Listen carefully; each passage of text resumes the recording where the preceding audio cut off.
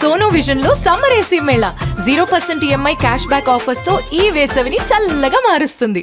And one day టోటల్గా invisible అయితే నువ్వు ఏ ప్లేస్కి వెళ్తావు, ఎక్కడికి వెళ్తావు, ఎవరితో ఉండాలనుకుంటా? నేను నా క్లోజెస్ట్ పర్సన్తో ఎవరు లేక నా క్లోజెస్ట్ పర్సన్తో ఉండాలనుకుంటా, వితౌట్ ఎనీ ఫోన్. విజిబుల్ అయితే జనాలు అడుగుతారు కదా క్లోజెస్ట్ పర్సన్ ఎవరని. ఫ్యూచర్లో, ఇప్పుడు కాదు. ఏదో ఉంది కదరా, చెప్పు. నిజం. నోట్ వరకు వచ్చింది కదా. ఫేవరెట్ ప్లేస్ ఏంటి? నా ఫేవరెట్ ప్లేస్ వైజాగే. అక్కడికే వెళ్తావు. ప్రస్తుతం ఫేవరెట్ ప్లేస్ వైజాగ్. కానీ వైజాగ్ వైజాగ్ మనం కొట్టిన పిండి, ఏ సందులోకి వెళ్తే ఏమొస్తుందో తెలుసు కదా మనకి. సో మనం వైజాగ్ని ఇప్పుడు చెప్పకూడదు బేసిక్గా, ఎందుకంటే ఎన్ని వేసాము, ఎన్ని కనబడతాయి మనవి. ఏ ట్రాఫిక్ సిగ్నల్ కనిపించినా నాకు కార్ కనిపిస్తుంది. మొన్న వైజాగ్ వెళ్ళానంటే 3 రోజుల బీచ్ రోడ్లోనే తిరిగాను నేను. ఎవడు చూసినా గుర్తుపట్టేస్తాడు, ఏంటి ఈ కార్ ఇక్కడే తిరుగుతుంది అని చెప్పి. సో వైజాగ్ నేను చెప్పకూడదు. Vizag all time favourite place. ఇప్పుడు నేను ఇంకా ఏది ఎక్స్ప్లోర్ చేయలేదు కాబట్టి నాకు ఏది వెళ్ళడం లేదు. ఇఫ్ ఇన్ కేస్ వెళ్తే అదర్ కంట్రీస్కి వెళ్తే, ఏ కంట్రీ? యాజ్ ఆఫ్ నవ్ అయితే సింగపూర్ ఉండేది, చూద్దాం పాస్పోర్ట్ వచ్చాక. రావట్లేదు పాస్పోర్ట్.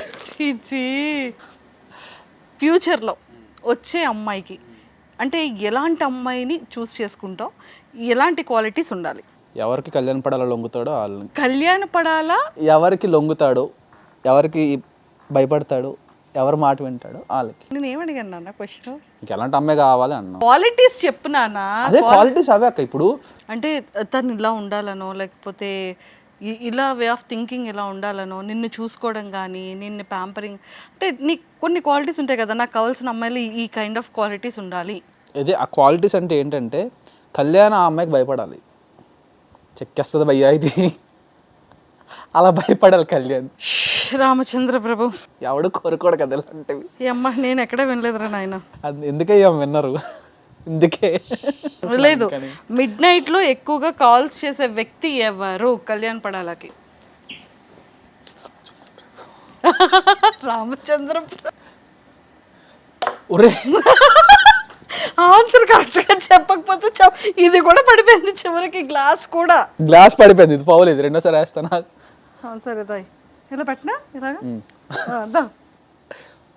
ఇప్పుడు బాబోయ్ ఇంతకే కానీ అసలు నాకు అర్థం కావట్లేదు. రాముడు ప్లస్ కృష్ణయ్య, కిట్టయ్య రెండు మిక్స్ చేస్తే వచ్చేదే కళ్యాణ్ పడాలా. ఇప్పుడు చెప్పక క్వశ్చన్ ఏంటి?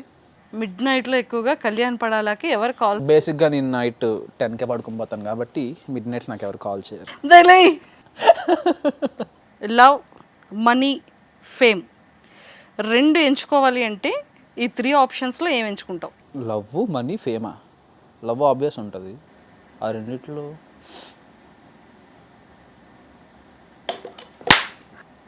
అవసరం లేదు చెప్పాల్సి. అది పడిపోయింది. అసలు యాక్చువల్ గా ఇందులో బాల్ పడాలి కానీ ఇది కూడా పడిపోకూడదు. బాల్ పడిపోయింది. అది కాదు నాన్న, కింద బాల్, బయట బాల్ ఉంది, కింద పవర్ అలాంటిది మరి తిరిగిపోతే. బాల్ ఇందులో లేదు కదా. అన్ని తొండి ఆడుతున్నా నువ్వు. సో లవ్ అనేది ఉంటుంది అన్నావు కాబట్టి మనీ ఆర్ ఫేమ్ రెండిట్లో ఏది కావాలి? ఒకటే చూస్. ఫేమ్ ఇస్ టెంపరరీ అక్క, class is permanent, acting is permanent, talent is permanent. నువ్వు క్వశ్చన్ రాంగ్ అడిగావు బేసిక్గా.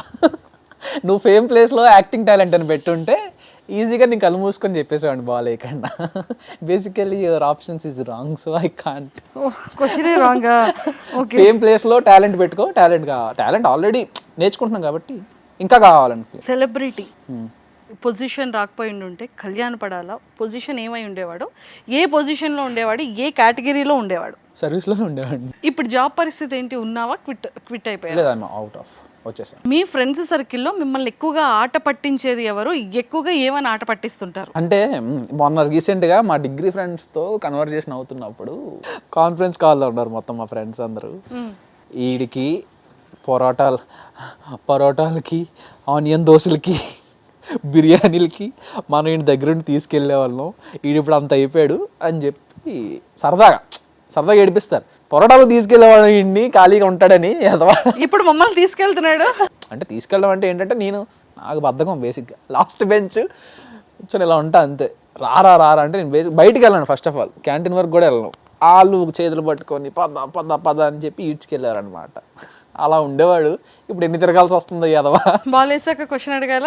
ముందే క్వశ్చన్ అడగాల. ఓకే, సో ఇప్పటి వరకు వచ్చిన ప్రపోజల్స్లో the best proposal, heart touching proposal ఏంటి? ఎప్పటికీ ఫర్ ఎవర్గా ఉండిపోయే ప్రపోజల్. అంటే బేసిక్గా అంటే నేను చదవను, ఇప్పుడు అది ఫీల్ అవుతారేమో చదవలేదంటే. తమ్ముళ్ళతో ఇంటర్వ్యూలు చేస్తే ఇలా ఉంటుంది, కాంప్రమైజ్లు అవ్వాలి క్వశ్చన్లు కూడా. చెప్పు పోనీ బెస్ట్ కాంప్లిమెంట్. నా బిగ్ బాస్ జర్నీ మొత్తం ఒక ఆవిడ 1 TB హార్డ్ డిస్క్లో పెట్టి పంపించింది. వాహ్.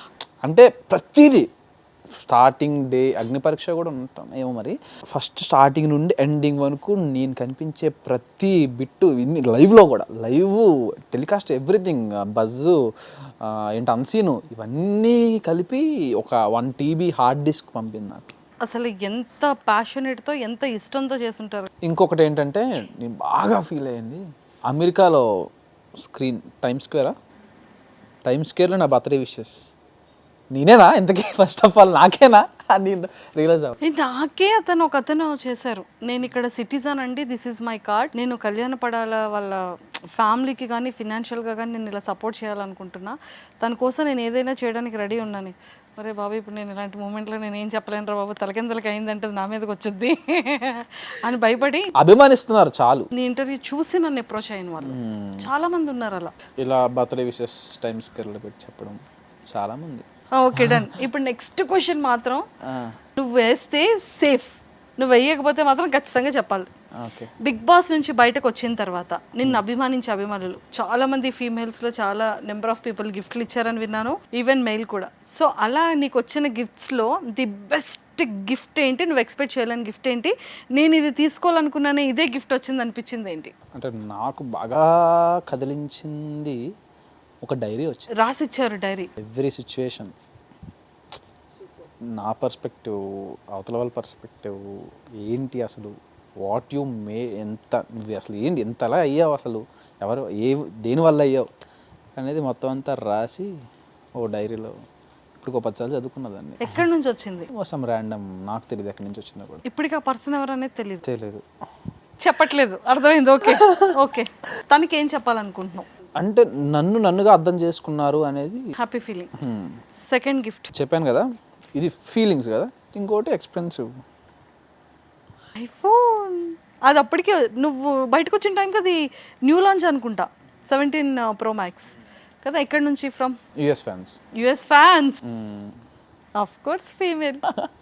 అండ్ లాస్ట్ ఫైనల్ క్వశ్చన్, లైఫ్లో అంటే ఇప్పటి వరకు తెలుసో తెలియకో నువ్వేమైనా మిస్టేక్స్ చేసినా, పేరెంట్స్ అవ్వచ్చు లేదా వాట్ ఎవర్, స్కూలింగ్, కాలేజ్, జాబ్లో ఎవరైనా సారీ చెప్పాలి అంటే ఎవరికి సారీ చెప్తావు? డిగ్రీలో నా క్లాస్మేట్ ఒక పర్సన్, అంటే ఎవరికి చెప్తున్నాను తెలియదు కదా అక్క, ఒక పర్టికులర్ క్యారెక్టరైజేషన్ ఉన్న పర్సన్ చిన్న మిస్అండర్స్టాండింగ్స్ వల్ల వేరే టిపికల్ సిచ్యువేషన్స్లోకి వెళ్ళిపోయారు. ఇప్పుడు ఊహించుకుంటే అర్రే ఇలా కాదు కదా, ఇంకోలా ఉండేది కదా పర్సన్ లైఫ్, ట్రాక్ తప్పింది. అంటే ఒక డిసిప్లిన్డ్గా ఉండే లైఫ్ ట్రాక్ తప్పింది అనేది నా ఫీలింగ్. అంటే నేను పట్టించుకోకపోవడం వల్ల, నేను చెప్పుండుంటే, అంటే నా ఫ్రెండ్సే కదా, ఇలా కాదురా, ఇలా ఉండరా అని నేను చెప్పకపోవడం వల్ల ఆ లైఫ్ అలా అయిపోయిందేమో అని నాకు ఇప్పటికీ ఉంటుంది. ఎప్పుడైనా చిన్న గిల్ట్ ఉంటుంది. అదే చెప్పుండుంటే ఈరోజు తన లైఫ్ ఇంకా బాగుండేదేమో. అంటే దగ్గర పెట్టి చెప్పుండుంటే, అరే అని చెప్పుండుంటే బాగుండేది అనేది నా ఫీలింగ్. సో ఫైనల్లీ మొత్తానికైతే ఏదో గేమ్ ఆడించాను, 2 సార్లు పడ్డాయి, 2 సార్లు నువ్వు తూచి గేమ్లు ఆడావు తమ్ము నువ్వు. అట్లీస్ట్ నాకైనా క్యాచ్ కరెక్ట్గా చూడు, ఇవి మాత్రం వేస్తున్నావు అంటే ఇది కూడా వేయలేకపోయి చూసా. సో ఫైనల్గా ఎప్పుడు సాంగ్ రిలీజ్ అవుతుంది? త్వరలో రిలీజ్ అవుతుంది. బేసిక్గా అంటే డేట్ అనేది మేమే అనౌన్స్ చేయలేము, ఎందుకంటే ఎవరో కాదు నేనే కొట్టేసుకుంటాను పెద్ది కోసం. సో ఆఫ్టర్ పెద్ది తర్వాత రిలీజ్ ఎక్స్పెక్ట్ చేయొచ్చు. ఆఫ్టర్ పెద్ది అంటే బేసిక్గా బుచ్చిబాబు గారు అంటే అంత ఇష్టమో నాకు రామ్ చరణ్ కూడా, రామ్ చరణ్ అమ్మో ఆఫ్టర్ రంగస్థల నేను పిచ్చి. ఇప్పుడు ఆ సినిమాకి నేనే ఏంటి అని నేనే ఎగరగా వెయిట్ చేస్తా. అలాంటిది నా ప్రాజెక్ట్ వాళ్ళు చూస్తారు ఈ మధ్యలో, ఇంత కాన్సిక్వెన్సెస్ మధ్యలో వద్దని చెప్పి ఫిక్స్ అయ్యి ఆఫ్టర్ పెద్ది తర్వాత అన్నీ పర్ఫెక్ట్గా ప్లాన్ చేసుకుందామని. అదొకటి క్లారిఫికేషన్ గైస్, ఆఫ్టర్ పెద్దియే first must watch Peddi. So మొత్తానికి ఇంకా లైఫ్లో, కెరియర్లో ఇంకా మంచి సక్సెస్కి వెళ్ళి మంచి పొజిషన్కి వచ్చి 70mm థియేటర్స్లో ఇయర్లీ 2 సినిమాలు బ్లాక్ బాస్టర్ ఫిలిమ్స్ హిట్ కొట్టి మంచి నేమ్ తెచ్చుకొని ఇంకా చాలామందికి సొసైటీలో అరే కళ్యాణ్ పడాలారా అని ఒక బిగ్ బాస్ జర్నీలో ఆ 3.5 months ఎంతమందిని ఇన్స్పైర్ చేసావు, ఎంతమందికి ఇన్స్పిరేషన్గా నిలబడ్డావు. అలాగే ఇంకా కెరియర్లో కూడా ఫ్యూచర్లో కూడా అలాగే చాలామందికి అలా నిలబడాలని మనస్ఫూర్తిగా మా సుమన్ టీవీ వ్యూవర్స్ అందరి తరపు నుంచి, కళ్యాణ్ పడాలా ఫ్యాన్స్ అందరి తరపు నుంచి, కళ్యాణ్ పడాలా తనూజ ఫ్యాన్స్ అందరి తరపు నుంచి కూడా మనస్ఫూర్తిగా కోరుకుంటూ all the very best. Thank you. Thank you. Done. Done.